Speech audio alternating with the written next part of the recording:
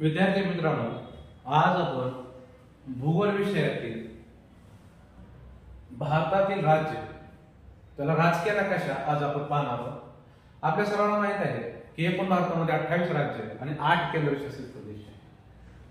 आपण जर भारताचं पाहिलं तर हा उत्तरेचा भाग आहे, हा दक्षिणेचा भाग आहे आणि हा पूर्वेचा भाग आहे आणि हा पश्चिमेचा भाग आहे. भारताचा ज्यावेळेस आपण विचार करतो तर भारताच्या पूर्वेला अरुणाचल प्रदेश मध्ये सर्वात शेवटचे गाव आहे किम्बीथू.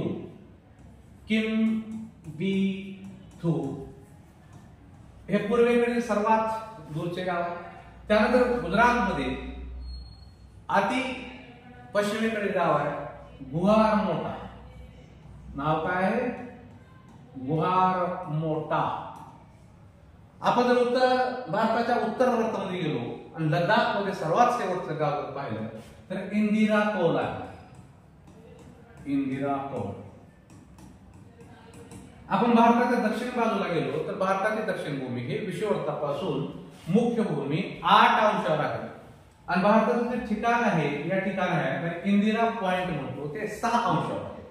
तर या ठिकाणची भूमी जी आहे 8 अंशावरती या ठिकाणी तामिळनाडू आहे.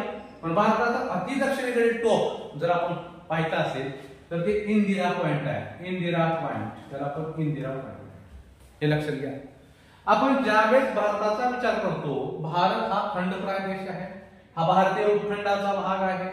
हा भारताचा जो मधोमध जो पट्टा गेलेला आहे या 7 पर्वतरांगा आहे, त्याच्या वरचा जो भाग आहे तो पर्वतीय भाग आहे आणि खालचा जो भाग आहे हा पूर्ण भाग समुद्राने वेढलेला आहे. म्हणून याला त्याच्या तिन्ही बाजूने पाणी आहे, म्हणून आपण द्वीपकल्प असं म्हणतो. पश्चिमेला अरबी समुद्र आहे, पूर्वेला बंगालचा उपसागर आहे आणि दक्षिणेकडे हिंदी महासागर आहे. आपल्याला माहित आहे की भारताची जो दुसरा देश आहे श्रीलंका, या ठिकाणी जल सीमा आहे. या ठिकाणी 5च्या समुद्रधुनी मिळतो. भारत हा फार मोठा विशालकाय देश आहे. भारताचं वैशिष्ट्य म्हणजे आशिया खंडातील एक महत्वपूर्ण देश आहे. भारताचं स्थान जर पाहिलं आपण अक्षांश रेखांश पद्धतीने तर भारत हा उत्तर गोलार्धामध्ये रेखावृत्तीय दृष्टिकोनातून पूर्व बाजूला आहे आणि अक्षवर्तीय दृष्टिकोनातून भारत हा उत्तर गोलार्धामध्ये आहे. म्हणजे भारताची मुख्य भूमी उत्तर पूर्व गोलार्धामध्ये आहे. भारताचं एकूण क्षेत्रफळ 32,87,262 चौरस किमी आहे. भारताचा दक्षिण उत्तर विस्तार आपण पाहिला. भारताला एकूण 6 देशांच्या सीमा आहेत. या ठिकाणी 80 किलोमीटरवर अफगाणिस्तान आहे. त्यानंतर वायव्येकडे पाकिस्तान आहे. त्यानंतर आपण उत्तरेकडे गेला तर या ठिकाणी चीन आहे आणि सिक्कीमच्या डाव्या बाजूला म्हणजे पश्चिमेकडे नेपाळ आहे आणि सिक्कीमच्या नंतर भूतान आहे.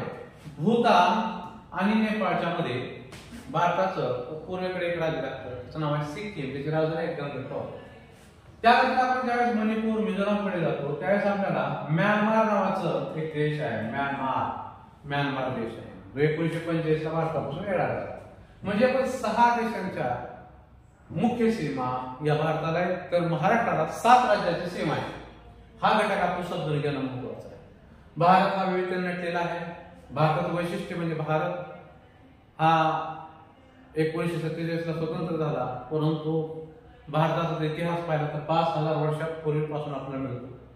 भारताची भूमी ही आपल्यासाठी वंदनीय आहे.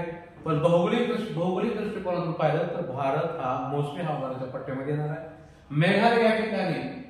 मेघालय या राज्यामध्ये चेरापुंजी आणि मोसिनराम हे ठिकाण आहे की त्या ठिकाणी सर्वाधिक पर्जन्य होतं, सर्वात मोठा पाऊस पडतो. तसं महाराष्ट्रामध्ये आंबोली या ठिकाणी पाऊस पडतो, तसं भारतामध्ये पाऊस हा मोसिनराम चेरापुंजी या ठिकाणी होतो. धन्यवाद. थँक्यू.